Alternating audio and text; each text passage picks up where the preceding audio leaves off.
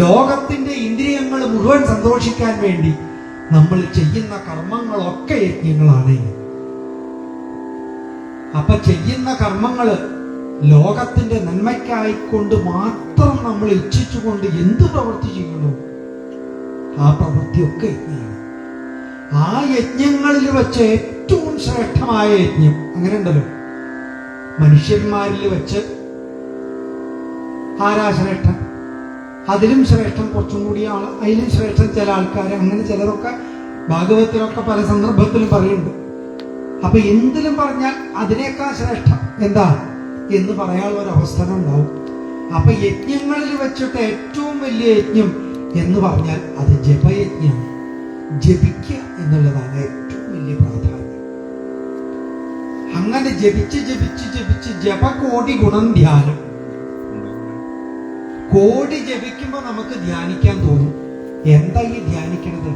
ഞാൻ ആരാ എന്ന് ചിന്തിക്കാൻ തോന്നും. അതാണ് യഥാർത്ഥത്തിലുള്ള ധ്യാനം. ധ്യാനകോടി ഗുണോലയ.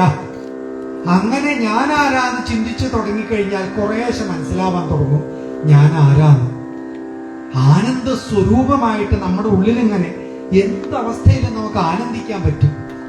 അതാണ് തന്റെ സ്വരൂപം എന്ന് മനസ്സിലാവുന്ന അവസ്ഥ. അതിനോടൊരു താദാത്മ്യം പ്രാപിക്കാനുള്ള ഒരു മോഹം, അതാണ് ലയം.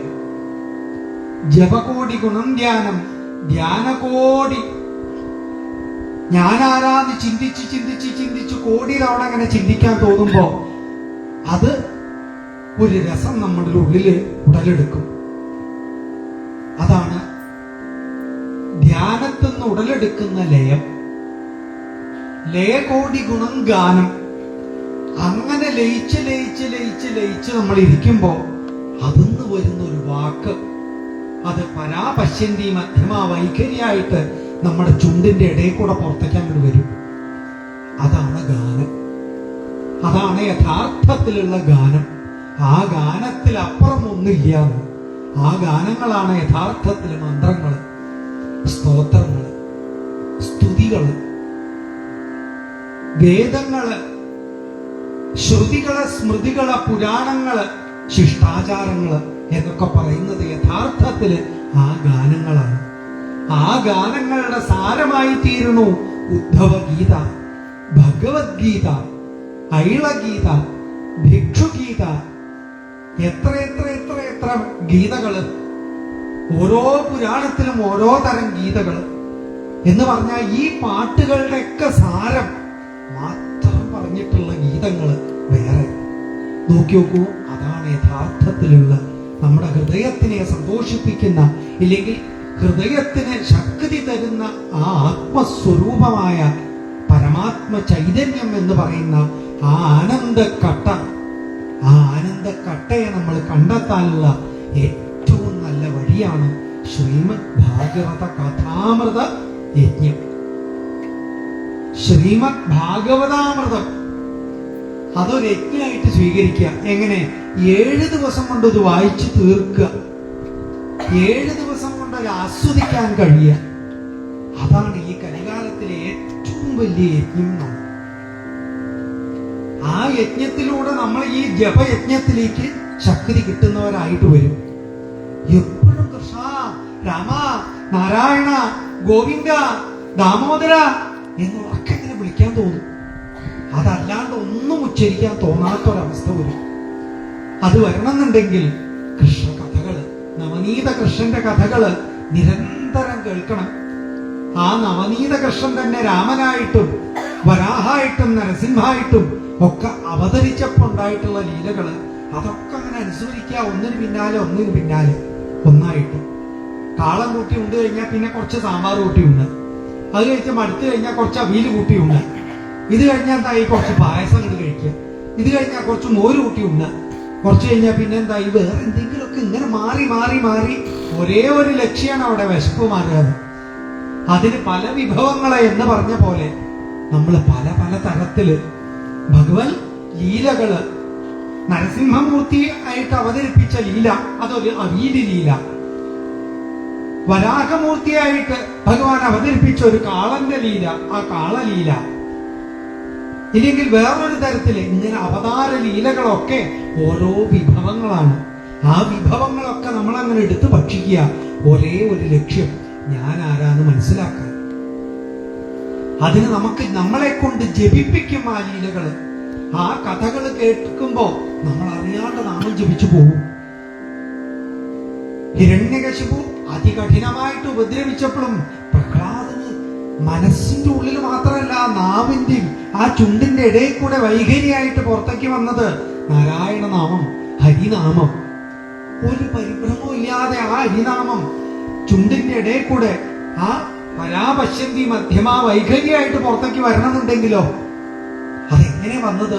ഹൃദയത്തിൽ അങ്ങോട്ട് ഉറച്ചിട്ടുണ്ട്. നാരദൻ പറഞ്ഞു കൊടുത്ത കഥകൾ കേട്ടിട്ട് അമ്മയുടെ ഗർഭപാത്രത്തിൽ ഇരിക്കുമ്പോ നാരദ മഹർഷി പറഞ്ഞത് കേട്ട് കേട്ട് കേട്ട് ആസ്വദിച്ച് ആ ഭഗവാന്റെ നാമ ജപിക്കാതിരിക്കാൻ വയ്യ എന്നൊരവസ്ഥയിലേക്ക് എത്തിയ ആ പ്രഹ്ലാദന്റെ കഥയാകുന്ന ലീലയാകുന്ന ആ രസം അത് കൂട്ടി ഉണ്ണ. അങ്ങനെ കാളൻ വേണോ, അവിയല് വേണോ, സാമ്പാർ വേണോ, കൂട്ടുകറി വേണോ, ഇതൊക്കെ ഭാഗവത ലീലകളിലുണ്ട്, ഭഗവാന്റെ കഥാലീലകളിലുണ്ട്. അത് മാറി മാറി ഉണ്ട്. 7 ദിവസം എന്ന് പറഞ്ഞാൽ 165 മണിക്കൂർ. നാളെ രാവിലെ 6 മണി മുതൽ 165 മണിക്കൂർ. 7 × 24 165 ആവും. ഇല്ലെങ്കിൽ 168 എത്രയാണോ തോന്നുന്നു, കൃത്യമായിട്ട് ഓർമ്മ വരുന്നില്ല. അവിടുന്ന് ഒരു 4-5 മണിക്കൂറും കൂടി കുറച്ചാൽ, കാരണം 7ാമത്തെ ദിവസം നമ്മൾ ഉച്ചയ്ക്ക് നിർത്തുമല്ലോ. അപ്പോ ഏതാണ്ട് 162-165 മണിക്കൂറോളം നമുക്ക് ഇനി എന്റെ കഥകൾ മാത്രം പാടിയിരിക്കൂ എന്നാണ് നവനീത കൃഷ്ണൻ നമ്മളോട് പറഞ്ഞിട്ടുള്ളത്. അത് നമ്മൾ എത്രത്തോളം സ്വീകരിക്കണം, അതാണ് ഇന്നത്തെ പ്രമേയം. അതിന്റെ മാഹാത്മ്യം. ആ നവനീത കൃഷ്ണൻ 18ാമത്തെ തവണയാണ് ഇപ്പൊ ഇവിടെ എന്റെ കഥകൾ മാത്രം കുടിച്ചിരിക്കൂ എന്ന് അനുഭവിപ്പിച്ചവരുടെ കണ്ണിന്ന് വരുന്ന തേജസ് കണ്ടാൽ മനസ്സിലാവും. പലതിക്കലും സപ്താഹത്തിന് പോയിട്ടിരിക്കുമ്പോ ഇവരിപ്പോ എത്ര പ്രാവശ്യം സപ്താഹം കേട്ടവരാണ്, എത്രത്തോളം ഉൾക്കൊണ്ടവരാണെന്ന് ഈ മഹാത്മ്യത്തിന്റെ അന്ന് തന്നെ ആ കണ്ണിങ്ങനെ കണ്ടാൽ മനസ്സിലാവും. അപ്പൊ ഇവിടെ ഇരിക്കുന്നവരുടെ ആ കണ്ണ് 18 തവണ ഈ ഭാഗവത സപ്താഹം നേരിട്ട് തന്നെ അനുഭവിക്കാൻ കഴിഞ്ഞ ഒരു കുറച്ചു പേരുണ്ടാവാം ഇവിടെ. ഇനി അതല്ലെങ്കിൽ 18 ഇല്ലെങ്കിൽ ഒരു 10 തവണയെങ്കിലും, ഇല്ലെങ്കിൽ കുറേശ്ശെങ്കിലും ഓരോ തവണ, ചിലത് മുഴുവൻ തന്നെ. അങ്ങനെ മുഴുവൻ വേണമെന്നൊന്നുമില്ല. ശ്ലോകാർത്ഥം ശ്ലോകപാദം നിത്യം ഭാഗവതം ഉപാസ്മഹ. ഒരു ശ്ലോകത്തിന്റെ അർത്ഥമെങ്കിലും ദിവസേന ഉപാസിക്കോ, അയാളുടെ ഹൃദയത്തിൽ നിന്ന് ഭഗവാൻ ഒരിക്കലും ഓടിപ്പോവില്ല. ആ ഭക്തന്റെ ഹൃദയത്തിൽ ഭഗവാൻ അങ്ങോട്ട് ഉറച്ചു വസിക്കുന്ന. അപ്പൊ പിന്നെ ഭാഗവതം മുഴുവൻ ആസ്വദിച്ചവരുടെ കഥ പറയാണ്ടോ? അപ്പോ ഈ 17 തവണയും കേട്ടവരുടെ, ഇല്ലെങ്കിൽ അതിൽ കുറേശ്ശെ കേട്ടവരുടെയെങ്കിലും ആ തേജസ് ആ കണ്ണിലൂടെ പ്രവഹിക്കുന്നുണ്ട്. അത് മനസ്സിലാവുന്നുണ്ട്. ആ ഒരു തേജസ് നിങ്ങളെ മാത്രമല്ല, നിങ്ങളുടെ ആ തേജസ് ഈ നാടിനെ മുഴുവൻ പരിശുദ്ധമാക്കി തീർക്കും. ഗോപികമാരുടെ പാദരേണുക്കള് ലോകത്തെ മുഴുവൻ പരിശുദ്ധമാക്കി തീർക്കുന്നത് എന്തുകൊണ്ടാ? ആ നവനീത കൃഷ്ണനോടുള്ള ആവേശം. ആ കൃഷ്ണൻ മാത്രം മതി എനിക്ക് എന്നുള്ള ആ ഒരു ചിന്ത, അത് എത്രത്തോളം നമുക്ക് ദൃഢമാവോ അത്രത്തോളം നമ്മുടെ ജീവിതം മാത്രമല്ല ലോകത്തിന്റെ മുഴുവൻ ജീവിതം പരിശുദ്ധമാക്കാൻ നമ്മളെ കൊണ്ട് കഴിയും. എങ്ങനെ ചോദിച്ചാൽ നമ്മൾ ഒരു പ്രവൃത്തിയും ചെയ്യണ്ട, നമ്മൾ ഉപാസിച്ചാൽ മതി. നമ്മുടെ തേജസ് അങ്ങനെ സുനാമിയായിട്ട് ലോകത്തിൽ പടർന്നോളും. നമ്മളറിയില്ല അത് ഭഗവാന്റെ ലീലയാണ്. ഭഗവാന്റെ യശസ്സാകുന്ന ലീലയുടെ വൈഭവാണത്. ലോകത്തിന് മുഴുവൻ സമാധാനം നമ്മുടെ തേജസ്സോട് കൊടുക്കാൻ കഴിയും. ആ തേജസ്സാണ് ഏത് ICU ആയിട്ട് മൂക്കുകൂടിയും ഇതിനൊക്കെ ട്യൂബ് ഇട്ടിട്ട് അങ്ങോട്ട് ജീവനെ അങ്ങോട്ട് നിലനിർത്തണില്ലേ, ഇല്ലെങ്കിൽ അങ്ങോട്ട് ശരീരത്തെ അങ്ങനെ പരിപോഷിപ്പിക്കണില്ലേ? അതുപോലെയാണ് സപ്താഹം. സപ്താഹം എന്ന് പറഞ്ഞാൽ ഒരു ICU ആണ്. ആത്മജ്ഞാനത്തിന്റെ ഒരു ICU ആണ്. നമ്മളറിയണ്ട, ഇവിടെ ഇരുന്നാ മതി. മൂക്കുകൂടി ട്യൂബ് ഇതിനൊക്കെ ആ ട്യൂബ് അങ്ങോട്ട് കയറ്റിയിട്ട് നമ്മളെങ്ങോട്ട് നേരേക്കിക്കോളും. നമ്മൾ അറിഞ്ഞിട്ടില്ലെങ്കിൽ, നമ്മൾ വേണമെന്ന് വിചാരിച്ചിട്ടില്ലെങ്കിൽ പോലും നമ്മളെ അങ്ങോട്ട് തന്നെ നേരേക്കിക്കോളും. നാളെ രാവിലെ 6 മണി മുതൽ ഇല്ലെങ്കിൽ ഒരു 5:30 മുതൽ തന്നെ ഞാനൊരു 5:15 ആകുമ്പോഴേക്കും ഇവിടെ എത്തും. ഞങ്ങളൊക്കെ 5:15 രാവിലെ 5:15 ഇവിടെ എത്തി വിളക്കൊക്കെ വെച്ച് ഭഗവാനെ വിളിച്ചുണർത്തി. അതിനു മുമ്പ് അവനവന്റെ പൂജയൊക്കെ കഴിയണം. സന്ധ്യാവന്ദനം കഴിഞ്ഞ് അവനവന്റെ ഹൃദയത്തിൽ കുടികൊള്ളുന്ന ഭഗവാനെയൊക്കെ പൂജിച്ച് വിളിച്ചുണർത്തി ഭഗവാനൊക്കെ വേണ്ടതൊക്കെ സമർപ്പിച്ച് ഭഗവാനെ സന്തോഷമായിട്ട് എന്റെ ഹൃദയത്തിൽ ഇരിക്കൂട്ടോ എന്ന് പറഞ്ഞ് ഓ ശരി ഞാൻ ഇവിടെ ഇരിക്കാം എന്ന് പറഞ്ഞ് അനുഗ്രഹമൊക്കെ വാങ്ങിയിട്ട് വേണം 5:15 ഇവിടെ എത്താൻ. 5:15 ഇവിടെ എത്തിക്കഴിഞ്ഞാൽ ഇവിടെ ഉള്ള ഭഗവാനെ മെല്ലെ പട്ടുമെത്തയിൽ കിടന്നുറങ്ങുന്ന ആളെ മെല്ലെ വിളിച്ചുണർത്തി ആ ഭഗവാനെ കുളിപ്പിക്കുക, ഭഗവാനെ അണിയിച്ചൊരുക്കുക, ഭഗവാന് വേണ്ടതൊക്കെ ജലം, ഗന്ധം, പുഷ്പം, ധൂപം, ദീപം, നിവേദ്യം, നൃത്തം, ഗീതം, വാദ്യം, അഭുവം, താമ്പൂലം, മധുവർക്കം, രാജോപചാരങ്ങളൊക്കെ സമർപ്പിച്ച് അതൊക്കെ വേണ്ട രീതിയിൽ സ്വീകരിച്ച് പുഞ്ചിരിച്ചും കൊണ്ട് കയ്യിൽ കുറച്ച് വെണ്ണയും പിടിച്ചും കൊണ്ട് അതിങ്ങനെ നക്കിയിട്ട് ഇതാ ചുണ്ടുപൂ കൂടെ ഇങ്ങനെ ഒലിപ്പിച്ച് മേലാസകലം ആ വെണ്ണ ഇങ്ങനെ പോയി ഇതായിട്ട് പട്ടുകോണം എടുത്തിട്ട് ഇങ്ങനെ പുഞ്ചിരിച്ച് നമ്മുടെ മുഖത്ത് നോക്കിയിരിക്കുന്ന ഉണ്ണികൃഷ്ണനെ നമ്മളൊരു 6 മണിയാകുമ്പോഴേക്കും രാവിലെ കാണും. ആ 6 മണിക്ക് ആ ഉണ്ണികൃഷ്ണനെ ഇങ്ങനെ കാണുമ്പോ ആ കാലും പടച്ചു വെച്ചും കൊണ്ട് കയ്യിലൊരു ഓടക്കൊല്ലം പിടിച്ചിട്ട് പട്ടുകോണം കൊടുത്തിട്ട് കയ്യിൽ വെണ്ണയും എടുത്തിട്ട് കുറച്ചും കൂടി പാൽ തരുമോ, കുറച്ചും കൂടി വെണ്ണ തരുമോ എന്ന് ചോദിച്ചിട്ട് നമ്മുടെ മുമ്പിൽ നിൽക്കുന്ന ആ കൃഷ്ണനോട് നമ്മൾ പറയാ ഭഗവാനെ ഇങ്ങോട്ട് പ്രശംസിക്കുക. സഹസ്രനാമം ചൊല്ലിയിട്ട് അങ്ങോട്ട് പ്രശംസിക്കുമ്പോ ഭഗവാൻ അങ്ങോട്ട് തുള്ളിച്ചാടും. ഭഗവാന്റെ നാമങ്ങൾ ഇങ്ങനെ കേട്ടാലേ ഭഗവാനെ ഇങ്ങനെ പ്രശംസിച്ചാ ഭഗവാനും വലിയ ഇഷ്ടമാണ്. നമുക്ക് നമ്മളെ പ്രശംസിച്ചാൽ ഇഷ്ടമല്ലായുണ്ടോ? ഏതൊരാൾക്ക് നമ്മളെങ്ങനെ പ്രശംസിച്ചാൽ നമുക്ക് ഇഷ്ടം തന്നെയാണ്. അപ്പൊ ഭഗവാനും അതന്നെ സൂക്കടന്നാണ്. അപ്പൊ ഭഗവാന് നമ്മളെ നാമം ചൊല്ലി, അതും 1000 നാമം ചൊല്ലിയിട്ട് അങ്ങോട്ട് പ്രശംസിക്കുമ്പോ ഭഗവാൻ പിന്നെ ഇരിക്കില്ല അവിടെ. എങ്ങനെ ഓരോ ഹൃദയത്തിൽ അങ്ങനെ ചാടി ഓടി നടന്നുകൊണ്ടിരിക്കും ഫുൾ ടൈം. അങ്ങനെയുള്ള ഭഗവാൻ ഹൃദയത്തിൽ ഓടിക്കളിക്കുമ്പോ ഭഗവാന്റെ ആ ലീലകൾ ഇങ്ങനെ അനുസന്ധാനം ചെയ്യാം നമ്മള്. അങ്ങനെ രാവിലെ 6 മണി മുതൽ സഹസ്രനാമം ജപിച്ച് ആരംഭിച്ചാൽ വൈകുന്നേരം 6 മണി വരെ. ഇടയിൽ നമുക്ക് ചൂടുകൊണ്ട് എത്രത്തോളം ഗ്യാപ്പൊക്കെ വേണം നിശ്ചയില്ല. എന്നാലും ചൂടൊന്നും ബാധിക്കില്ല. പരീക്ഷത്തിന് ഗംഗാതീരത്ത് ഒരു ചൂടും ബാധിച്ചിട്ടില്ല, ഒരു വിശപ്പും ബാധിച്ചിട്ടില്ല, ഒരു ദാഹവും ബാധിച്ചിട്ടില്ല. അപ്പൊ അതുകൊണ്ട് നമുക്കും ഒന്നും ബാധിക്കാതെ നമുക്ക് വൈകുന്നേരം 6 മണി വരെ ഗ്യാപ്പുകൾ ഇല്ലാണ്ട പറ്റിച്ച അങ്ങനെ തന്നെ. ഇനി അതല്ല 8:30 പലഹാരത്തിന് നിർത്തണം നിർത്താം. അങ്ങനെ പതിവ് വെച്ചാൽ ഇവിടെ എങ്ങനെ പതിവ് വെച്ചാൽ അതുപോലെയൊക്കെ ഉണ്ടാവും കേട്ടോ. ഞാനല്ല ഇവിടെ അറേഞ്ച് ചെയ്തിട്ടില്ല, കമ്മിറ്റിക്കാരാണ്. അപ്പൊ അതൊക്കെ സാധാരണത്തെ പോലെയൊക്കെ തന്നെ അറേഞ്ച് ചെയ്തിട്ടുണ്ടാവും എന്ന് വിചാരിക്കുന്നു. അപ്പോൾ സാധാരണ 8:30 നിർത്താറുണ്ടാവും. കാപ്പി പലഹാരം തരാറുണ്ടാവും എന്ന് വിചാരിക്കണു. ഉണ്ടെങ്കിൽ അതുണ്ടാവും. അത് കഴിഞ്ഞാൽ ഉച്ചയ്ക്ക് ഒരു 12:30 നിർത്തി കഴിഞ്ഞാൽ ഊണ് എല്ലാവർക്കും തരാറുണ്ടാവും എന്ന് വിചാരിക്കണു. അത് അതുപോലെയൊക്കെ ഉണ്ടാവും എന്ന് പ്രതീക്ഷിക്കുന്നു. അത് കഴിഞ്ഞാൽ പിന്നെ എല്ലാവരുടെയും ഊണ് കഴിഞ്ഞാൽ ഉടൻ തന്നെ തുടങ്ങുക. 4 മണിക്കൊരു കാപ്പി എല്ലാവർക്കും തരാറുണ്ടാവും എന്ന് വിചാരിക്കണു. ഉണ്ടെങ്കിൽ കിട്ടിയാൽ കിട്ടി. അപ്പൊ അത് കഴിച്ചാൽ പിന്നെ ബാക്കി വൈകുന്നേരം വരെ ഉള്ള വായിക്കേണ്ട സമയത്ത് ആ വായിക്കേണ്ടത് കഴിഞ്ഞാൽ 6 മണി എന്നാണ് നിശ്ചയിക്കുന്നത്. ചിലപ്പോൾ 6:15 വരാം, ഇല്ലെങ്കിൽ 6 മണിക്ക് നിർത്തും.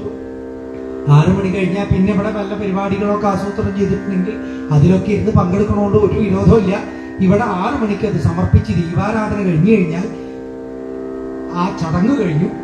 പിന്നെ ബാക്കി എന്താ ആഘോഷിക്കണമെങ്കിൽ ആഘോഷിക്കാൻ. രാത്രി മുഴുവനെ ഭഗവത് കഥകള് കേട്ടിട്ട് ആഘോഷിച്ചും കൊണ്ട് ഇരുന്നാൽ രാവിലെ 5:15 അയച്ചാൽ വേഗം അതിന് മുമ്പ് തന്നെ കുളിച്ച് റെഡിയായിട്ട് ഇവിടെ വരാം. ഉറങ്ങിക്കൊള്ളുന്നൊന്നുമില്ല. രാത്രി മുഴുവൻ ഇവിടെ ആട്ടും പാട്ടും കൂത്തുമായിട്ട് അങ്ങനെ ഇരിക്കുക വെച്ചാൽ ഒരു വിരോധമില്ല. ആരും ഉറങ്ങണമെന്നൊന്നുമില്ല. പിന്നെ രാവിലെ 5:15 പിന്നെ ഒതുങ്ങിയിരിക്കുക. ഇതിലൊക്കെ ഇങ്ങനെ 165 മണിക്കൂർ. അപ്പൊ ഇതിനാണ് ഭക്ഷണമൊക്കെ തരുന്നത്. കാരണം വീട്ടിൽ പോയിട്ട് ഭക്ഷണം വെച്ചുണ്ടാക്കി അവിടുന്ന് ഊണ് കഴിക്കേണ്ടി വരണ്ട. എല്ലാവരും ഇവിടെ വന്നോളൂ ഭക്ഷണമൊക്കെ വേണമെങ്കിൽ. കാരണം ഭക്ഷണം നമുക്ക് നിയന്ത്രിക്കാൻ ബുദ്ധിമുട്ടുള്ള, ഏറ്റവും നിയന്ത്രിക്കാൻ ബുദ്ധിമുട്ടുള്ളത് അതാ. അത് നിയന്ത്രിച്ചാൽ ബാക്കിയൊക്കെ നിയന്ത്രിക്കാനും പറ്റും. അതുകൊണ്ട് 4 നേരം ഭക്ഷണം തരുന്നുണ്ടെങ്കിൽ 4 നേരം കഴിച്ചോളണമെന്നൊന്നുമില്ല. അപ്പൊ നാളെ 4 നേരം തരുന്നുണ്ട് വെച്ചാൽ 3 നേരം കഴിച്ചാൽ മതി നിൽക്കുക. 4ാമത്തെ നേരം വെച്ചുണ്ടാക്കിയതൊക്കെ വെറുതെ ആയിക്കോട്ടെ, വിരോധമില്ല. മറ്റന്നാണെങ്കിൽ 3 നേരം എന്നുള്ളത് 2 നേരം വെക്കുക. അപ്പൊ ബാക്കി നേരം വെച്ചതൊക്കെ വെറുതെ ആയിക്കോട്ടെ. പിന്നെ അത് വെക്കില്ല അവര്, അത് നിർത്തിക്കോളും. പിന്നെ 3ാമത്തെ ദിവസം ആകുമ്പോൾ 2 നേരം ഭക്ഷണം കഴിച്ചാൽ മതി നിൽക്കുക.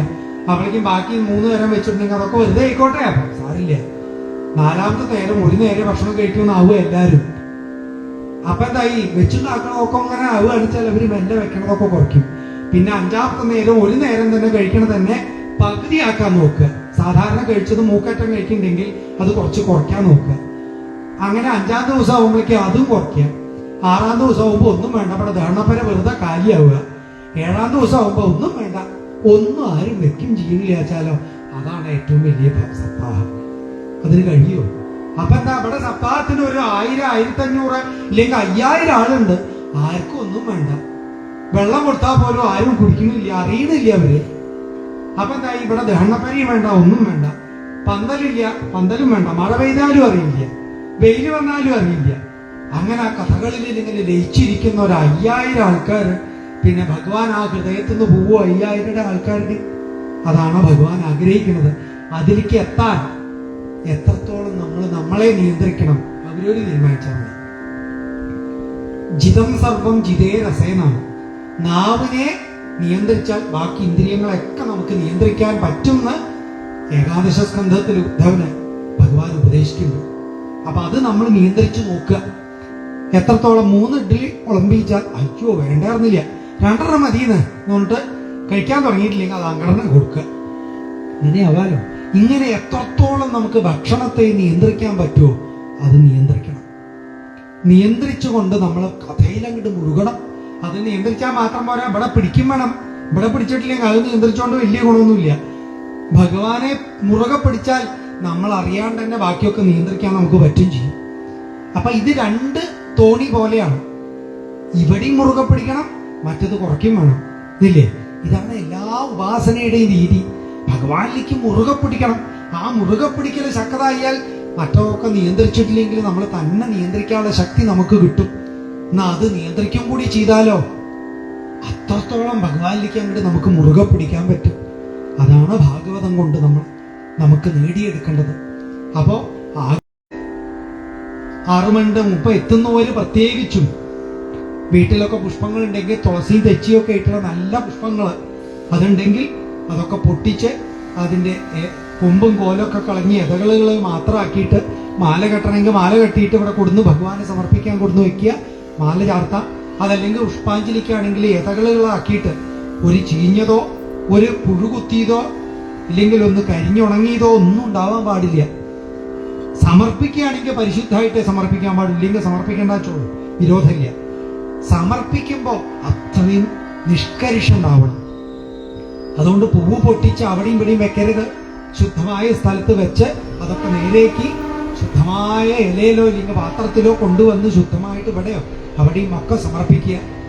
അങ്ങനെ അതുകൊണ്ട് പുഷ്പാഞ്ജലി ചെയ്യുമ്പോൾ നമുക്കൊക്കെ വേണ്ട കാര്യങ്ങളായി. പിന്നെ നാളും പേരൊന്നും പറഞ്ഞിട്ടില്ലെങ്കിൽ അതാണ് ഏറ്റവും വലിയ പുഷ്പാഞ്ജലി. നമുക്ക് എന്തു വേണോ അതൊക്കെ ആ പുഷ്പാഞ്ജലിയിലൂടെ ഭഗവാൻ തന്നു കഴിഞ്ഞു തരും. അങ്ങനെയുള്ള പുഷ്പങ്ങൾ കൊണ്ടുവന്ന് സമർപ്പിക്കുക. അതുപോലെ ഭഗവാനെ എന്ത് സമർപ്പിക്കണം തോന്നുന്നുണ്ടോ അതൊക്കെ കൊണ്ടുവന്ന് സമർപ്പിക്കാനുള്ള 7 ദിവസം 165 മണിക്കൂറാണ് നമ്മുടെ മുമ്പില് ഭഗവാൻ അവതരിപ്പിച്ച് തന്നിട്ടുള്ളത്. ആ 165 മണിക്കൂർ ഭഗവാൻ അവതരിപ്പിച്ചു. നിങ്ങൾക്കിതാ എന്റെ തൃപ്പാദങ്ങളിൽ തന്നെ ഇരിക്കൂ എന്ന് ഭഗവാൻ പറഞ്ഞു വെച്ചാൽ ഭഗവാന്റെ തൃപ്പാദങ്ങളിൽ തന്നെ ഇരിക്കാനുള്ള മനസ്സ് നമുക്ക് ഉണ്ടാവണ്ടേ? ആ മനസ്സാണ് നമ്മൾ ഉണ്ടാക്കിയെടുക്കേണ്ടത്. ആ മനസ്സ് ഉറപ്പിക്കണം. അതിനു വേണ്ടിയിട്ട് അതിന്റെ മഹത്വം സൂചിപ്പിക്കുന്ന കഥയാണ് ഈ ഒരു അധ്യായത്തിൽ, ഈ 6 അധ്യായത്തിലായിട്ട് പത്മപുരാണത്തിൽ ഉത്തരഖണ്ഡത്തില് പറഞ്ഞത്. അതിലൊരധ്യായം നമ്മൾ പാരായണം ചെയ്തു. അതിൽ പറയുന്ന കഥാഭാഗങ്ങൾ ഒന്ന് ആലോചിച്ചു നോക്കൂ. ഗംഗാതീരത്ത് ഹരിദ്വാരത്തിനടുത്ത് വിശാല എന്ന് പറയുന്ന മനോഹരമായ തേജസ്സായിട്ടുള്ള ആശ്രമത്തില് സനകാദികളുടെ അടുത്ത് നാരദൻ വന്നു പെട്ടു. അപ്പൊ നാരദൻ അധികം ഓടിപ്പോകുമ്പോ സനകാദികൾ ചോക്കി, എന്താ നാരദ മഹർഷി ഇങ്ങനെ ഓടിപ്പോണത്? അപ്പോഴാണ് നാരദ മഹർഷി ഇങ്ങനെ കേമായിട്ട്, ഭൂമിയിലെ ഭക്തിയെ കാണാൻ വേണ്ടി ഞാൻ വന്നപ്പോ ഭക്തി എവിടെയും കാണാനില്ല. ഒടുക്കം വൃന്ദാവനത്തിൽ ചെന്നപ്പോ ഭക്തി ഒരു യുവതിയായിട്ട് ഇരുന്ന് കരയുന്നു കണ്ടു. അവളുടെ അടുത്ത് അവളുടെ മക്കളായിട്ടുള്ള 2 വൃദ്ധന്മാരും കിടന്നുറങ്ങുന്നു കണ്ടു. അപ്പൊ ചെന്ന് അത്ഭുതമായിട്ട് പറഞ്ഞപ്പോ, ദേവി എന്നെ മനസ്സിലായില്ലേ നാരദന് എന്നെ മനസ്സിലാവണില്ലേ എന്ന് ചോദിച്ചപ്പോഴാണ് കണ്ണൊക്കെ തിരുമ്പി ഞാൻ നോക്കി. അപ്പൊ കഷ്ടിക്ക് മനസ്സിലായി ഭക്തിയാണ്. അപ്പൊ ആ ഭക്തിയോട് ചോദിച്ചു, ഭക്തി ദേവി നിന്നെ എനിക്ക് മനസ്സിലായി, പക്ഷെ ഈ അടുത്ത് കിടക്കണ കുട്ടിയോളാ ആരാ? നിന്റെ കുട്ടിയോളാ നീ പറഞ്ഞു, പക്ഷെ അത്ഭുതം തോന്നുക, നീയാണെങ്കിൽ ഒരു കുമാരി, നിന്റെ കുട്ടികൾ വൃദ്ധന്മാരും, ഇതെന്താ അത് ചോദിച്ചപ്പോ ഭക്തി പറഞ്ഞത് എന്റെ കുട്ടികളാണ്, ജ്ഞാന വൈരാഗ്യങ്ങളാണ്, അവരെ ഒന്ന് ഉണർത്തൂ നാരദ എന്ന് പറഞ്ഞപ്പോ നാരദൻ വേദാംഗങ്ങളും വേദങ്ങളും ഒക്കെ ജപിച്ചുകൊണ്ട് ഉണർത്താൻ നോക്കി, ഉണർന്നില്ല.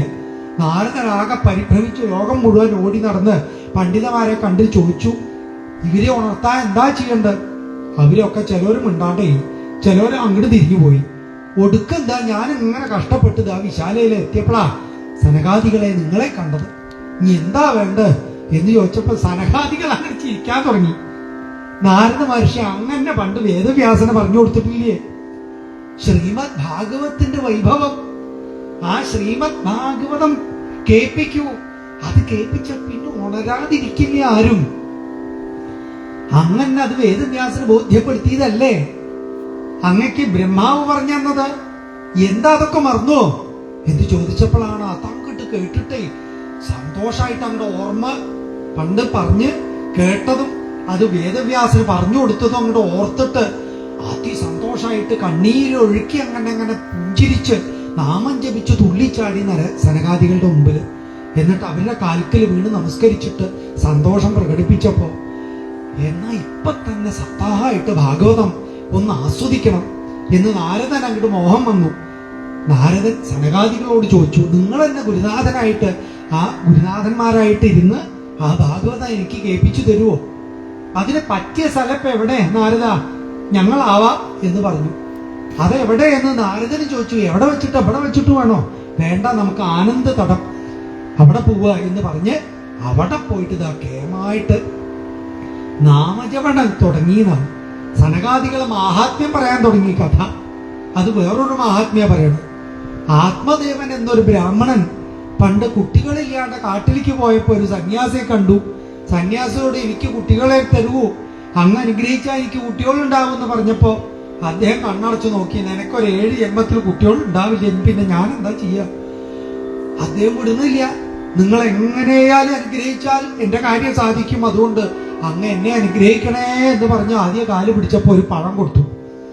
ഇത് പത്നിക്ക് കൊടുക്കൂന്ന് പറഞ്ഞു. ഓടിപ്പോയിട്ട് പത്നിക്ക് കൊടുത്തപ്പോ പത്നി അത് കഴിക്കാൻ കൂട്ടാക്കിയില്ല.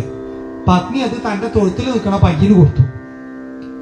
തന്റെ അനിയത്തിയോട് പറഞ്ഞു, അവൾക്ക് ഇഷ്ടംപോലെ ഈ മാസം കുട്ടികളുണ്ടാവുക എന്ന് പറഞ്ഞ പോലെ ഓരോ കൊല്ലം കുട്ടികളുണ്ടാവുന്നുണ്ട്.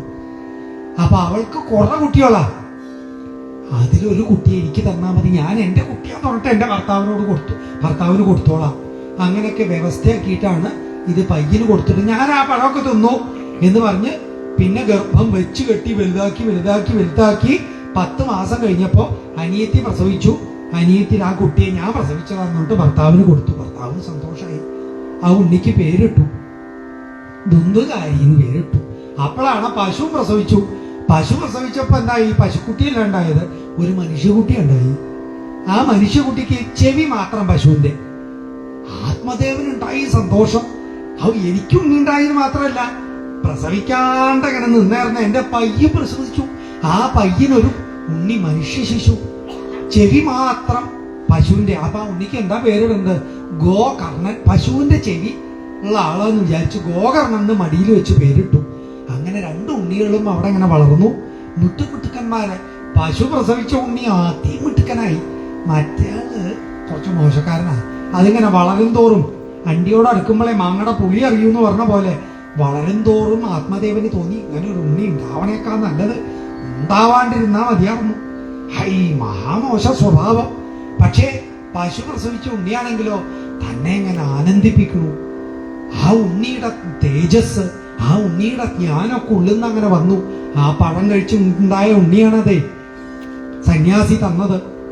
ആ പഴത്തിന്റെ വൈഭവം, ആ സന്യാസിയുടെ തേജസ്സിന്റെ വൈഭവം, ആ ഗോകർണന്റെ ആത്മജ്ഞാനം, അതങ്ങനെ ആസ്വദിച്ച് അവസാനം ആ ഗോകർണൻ അച്ഛനെ അനുഗ്രഹിച്ച് തീർത്ഥാടനത്തിന് അങ്ങോട്ട് പോയി എന്നാണ്. പിന്നെ തന്റെ പുത്രൻ എന്ന് വിചാരിച്ച് വളർത്തുന്ന തന്റെ ഭാര്യയുടെ അനിയത്തിയുടെ പുത്രൻ, ആ പുത്രന്റെ ദുഷിച്ച സ്വഭാവം കൊണ്ട് ആത്മദേവൻ തനിക്ക് പുത്രൻ ഉണ്ടാവാതിരിക്കുക ഭേദം എന്നുറപ്പിച്ച ആ നാട് വിട്ടുപോയി എന്ന് ആദ്യ കാട്ടിലേക്ക് പോയി എന്നാണ്. പിന്നെയോ ഇവിടെ ഈ ആത്മദേവന്റെ ഭാര്യ ആ സന്യാസി തന്ന പഴം തിന്നിട്ട് തനിക്കൊരു ഉണ്ണി ഉണ്ടായാൽ ആ ഉണ്ണി മിടുക്കനാവുമായിരുന്നു. പക്ഷെ ഇപ്പൊ എന്തായി? ഈ അനിയത്തിയുടെ ഉണ്ണി തന്റെ മകൻ എന്ന് പറഞ്ഞിട്ട് വളർത്തേണ്ടി വരുന്നു.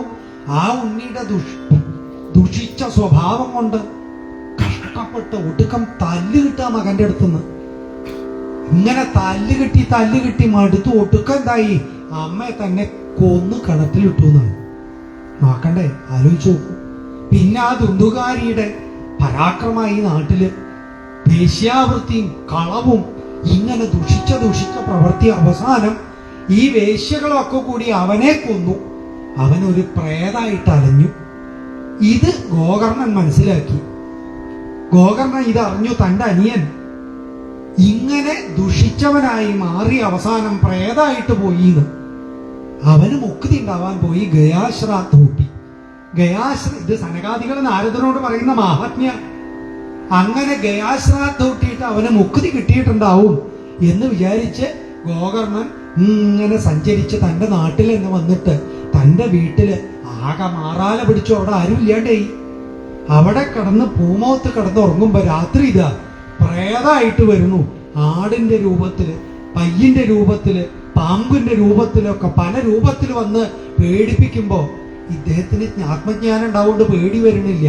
ഇതൊരു പ്രേതാണെന്ന് മനസ്സിലാക്കി കണ്ണടച്ച് ധ്യാനിച്ചു നോക്കിയപ്പോ തന്റെ അനീന ദുന്ദുകാരിയാ. അപ്പൊ നിനക്ക് മുക്തി കിട്ടാൻ വേണ്ടിയിട്ട് ഞാൻ ഗയാശ്രാദ്ധ കൂട്ടിയതാണല്ലോ, എന്താ നിനക്ക് മുക്തി കിട്ടാത്തത്? അപ്പോഴാണ് ആ പ്രേതങ്ങനെ അലറി പറഞ്ഞു, ഗോകർണ, ഞാൻ ചെയ്ത ദുഷ്പ്രവൃത്തി കാരണം എനിക്ക് 100 ഗയാശ്രാദ്ധ കൂട്ടിയാലും എനിക്ക് മുക്തി കിട്ടില്ല. എന്റെ മുക്തിക്ക് വേണ്ടി നീ എന്നെ ആലോചിച്ച് ചെയ്യ് എന്ന് പറഞ്ഞപ്പോ ഗോകർണൻ അന്തം വിട്ടു. ഗോകർണൻ ലോകം മുഴുവൻ സഞ്ചരിച്ച് സൂര്യഭഗവാനിൽ നിന്ന് ഭാഗവതത്തിന്റെ മഹത്വം മനസ്സിലാക്കി. ആ ഭാഗവതം സപ്താഹമായിട്ട് ചെയ്താൽ മതി, നിന്റെ അനിയന് മുക്തി കിട്ടും എന്ന് പറഞ്ഞ് ഭാഗവത സപ്താഹം നടത്തി. അല്ലയോ നാരദാദികളെ എന്ന് പറഞ്ഞ് ആനന്ദ തടത്തില് സനകാദികൾ ഭഗവാന്റെ ഭാഗവതത്തിന്റെ മഹാത്മ്യം പറയുക. അങ്ങനെ ആ ഗോകർണൻ നടത്തിയ സപ്താഹത്തില് പങ്കെടുക്കാൻ വേണ്ടി ഈ പ്രേതം ആ കാലായിട്ട് നാട്ടിയിട്ടുള്ള മുളയുടെ കമ്പിൽ കയറിയിരുന്നു. ഒരു ദിവസം കഴിഞ്ഞപ്പോ ഒരു കമ്പ് പൊട്ടിച്ച് മേപ്പെട്ട് കയറി. 7ാമത്തെ ദിവസം 7 കമ്പ് പൊട്ടിച്ച് മുള പിളർന്ന് ശംഖ് ചക്ര ഗദ പത്മധാരിയായിട്ട് ഇതാ ആ പന്തല് കെട്ടിയതിന്റെ ഒരു തൂണ് പൊളിഞ്ഞു ചാടി അതിന്ന് വിഷ്ണു ആയിട്ട് ഇങ്ങോട്ട് വന്നു നിന്നു ആ പ്രേതം. അപ്പോഴാണ് ഒരു വിമാനം വന്നു. ആ വിമാനത്തിൽ ഇതാ കേറിയിട്ട് ആ വിഷ്ണു രൂപത്തിലുള്ള ആ പ്രേതം ദുന്ദുകാരി കേറിപ്പോയപ്പോ ഗോകർണനും കൂട്ടനും ഓടിച്ചെന്നു ഞങ്ങൾക്കും കയറാൻ അവസരമില്ലെന്ന് ചോദിച്ചപ്പോഴേക്കും വിമാനത്തിന്റെ വാതിലടച്ചു പോയി. അതിന്റെ ആ ജെല്ലിൽ കൂടെ വിഷ്ണു പാരിഷദന്മാരെ അവിടുന്ന് തലയിട്ടിട്ട് പറഞ്ഞു, ഗോകർണ, നിങ്ങളൊന്നും നേരെ കേട്ടിട്ടില്ല, ഈ പ്രേതം മാത്രമേ നേരെ കേട്ടിട്ടുള്ളൂ. അതുകൊണ്ട് ഇയാളെ മാത്രമേ കൂട്ടിക്കൊണ്ടുവരാൻ പറഞ്ഞിട്ടുള്ളൂ വൈകുണ്ഠത്തിലേക്ക്. നിങ്ങൾ വേണമെങ്കിൽ ഒരു സപ്താഹം കൂടി നടത്തിക്കോളൂ. നടത്തിയാൽ മാത്രം പോരാ, നേരെ കേൾക്കണം, നേരെ പറയണം.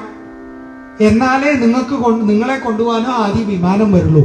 അതുകൊണ്ട് ആ വിമാനത്തിൽ ടിക്കറ്റ് കിട്ടണമെങ്കിലേ നാളെ തുടങ്ങുന്ന സപ്താഹത്തില് നേരെ കേട്ടോളാം, നേരെ പറഞ്ഞോളാം, നേരെ സ്മരിച്ചോളാം, ഇതൊക്കെ ചിന്തിച്ചോളൂ. എന്നാൽ ഉറപ്പായിട്ട് നിങ്ങൾക്ക് ടിക്കറ്റ് കിട്ടും.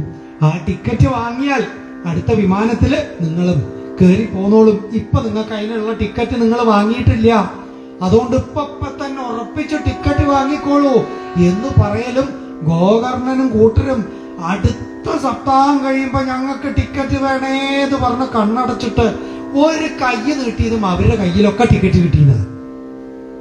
അതുപോലെ നിങ്ങളിപ്പോ ഒരു കണ്ണടച്ച ടിക്കറ്റ് വാങ്ങിച്ചോളൂ. 7 ദിവസം കഴിഞ്ഞാൽ നിങ്ങൾക്കും ടിക്കറ്റ് വേണമെന്നുണ്ടെങ്കിൽ വിമാനം വരും. അതിലൊരൊറ്റ പോക്ക, വേറെ ഒന്നും അറിയണ്ട. ഇപ്പൊ പിടിച്ചോളൂ. ഒരു ടിക്കറ്റ് ഇപ്പൊ കിട്ടിയെന്ന് വരും. ഇപ്പോഴേ ടിക്കറ്റ് വിതരണമുള്ളൂ. ഇത് കഴിഞ്ഞാൽ പിന്നെ ടിക്കറ്റ് വിതരണം ഉണ്ടാവില്ല. 7ാമത്തെ ദിവസം ആ വിമാനം പിന്നെ ഗോകർണം നടത്തി. ആ ടിക്കറ്റും കൊണ്ട് ഇവരൊക്കെ കയറിപ്പോയി എന്നാണ് 2ാമത്തെ സപ്താഹം കഴിഞ്ഞപ്പോ.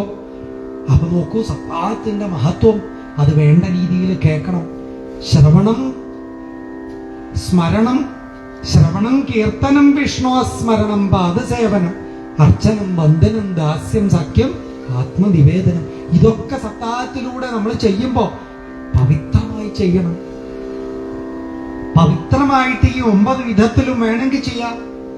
അല്ല, ഒരുവിധം മാത്രമേ ഉള്ളൂ എല്ലാ സമയത്തും വെച്ചാൽ അത് മാത്രം മതി. അത് അവനവന്റെ യോഗ്യതയ്ക്ക് അനുസരിച്ച് ഏത് വഴിയും സ്വീകരിച്ചോളൂ. പക്ഷെ ഒരേ ഒരു ലക്ഷ്യം, ആ നവനീത കൃഷ്ണനെ ഹൃദയത്തിൽ പ്രകാശിപ്പിക്കണം. ആ നവനീത കൃഷ്ണനോടൊപ്പം സായുജ്യം, സാമീപ്യം, സാലോക്യം, സാരൂപ്യം, ഇങ്ങനെ ഏത് മുക്തിയാ കാക്ഷിക്കണം, ആ മുക്തി നവനീത കൃഷ്ണൻ തരും. അത് മാത്രം മോഹിച്ചുകൊണ്ട് ടിക്കറ്റ് വാങ്ങിക്കോളൂ. ആ ടിക്കറ്റ് എടുത്ത് ഭഗവാന്റെ പാദങ്ങളിലേക്ക്. യോഗീന്ദ്രാണാം ത്വദംഗേഷ്വധിക സുമധുരം മുക്തിഭാജാം നിവാസോ ഭക്താനാം കാമവർഷദ്യുതരുകിസലയം നാഥ തേ പാദമൂലം നിത്യം ചിത്തസ്ഥിതം മേ പവനപുരപദേ കൃഷ്ണ കാരുണ്യസിന്ധോ ഹൃത്വാ നിശേഷതാപാൻ പ്രദിശതു പരമാനന്ദ സന്തോഗലക്ഷ്മീം പ്രദിശതു പരമാനന്ദ സന്തോഹലക്ഷ്മി. പരമാനന്ദ സന്തോഹലക്ഷ്മീം പ്രദിശതു. ഭഗവാനെ കുറിച്ച് മാത്രമുള്ള ചിന്ത, ചിന്താ സാതത്യശാലി. നമ്മൾ എന്തിനെ കുറിച്ച് ചിന്തിക്കണോ അതായിത്തീരും. സംശയിക്കണ്ട. നമ്മളുടെ ചിന്തയാണ് നമ്മളെ നയിക്കുന്നത്. ആ ചിന്തയ്ക്കനുസരിച്ചാണ് നമ്മൾ ഇന്ദ്രിയം പ്രവർത്തിക്കുന്നത്. ആ ഇന്ദ്രിയ പ്രവൃത്തിക്കനുസരിച്ചാണ് നമ്മുടെ കർമ്മങ്ങള് കെട്ടിപ്പിടുത്തുണ്ടാക്കുന്നത്. ആ കർമ്മങ്ങള് സത്കർമ്മങ്ങൾ മാത്രമാക്കുക, സദ്വാസനകൾ മാത്രമാക്കുക. സത്കർമ്മങ്ങളിലൂടെ, സദ്വാസനകളിലൂടെ ആ സത്വം കൂടി ത്യജിച്ച് നമ്മൾ നിർഗുണ ബ്രഹ്മത്തിലേക്ക് ലയിക്കുക. യോഗിവര്യന്മാര് ഭഗവാന്റെ തൃപാദങ്ങളിൽ ലയിച്ചു ചേരുന്നു. ആ ലയിച്ചു ചേരുന്നതിന് വേണ്ടി ഭഗവത് കഥകൾ അനുസന്ധാനം ചെയ്യുക 7 ദിവസം. അതാണ് നാളെ മുതല്. അപ്പൊ നാളെ 5:15 തന്നെ ഇവിടെ വരാം. അപ്പൊ തന്നെ ഈ പൂജാദികളിലൊക്കെ പങ്കെടുക്കാം. അത് കഴിഞ്ഞ് 6 മണിക്ക് സഹസ്രനാമം ആരംഭിക്കും. ചിലപ്പോൾ 5 മിനിറ്റ് 10 മിനിറ്റ് അങ്ങോട്ടും ഇങ്ങോട്ടും ഒക്കെ മാറിയെന്നൊക്കെ വരാം. ആദ്യത്തെ ദിവസം പ്രത്യേകിച്ച് ഒരു സ്റ്റാർട്ടിങ് ട്രബിളൊക്കെ എങ്ങനെയും ഉണ്ടാവാം. അപ്പോ ഇവിടെ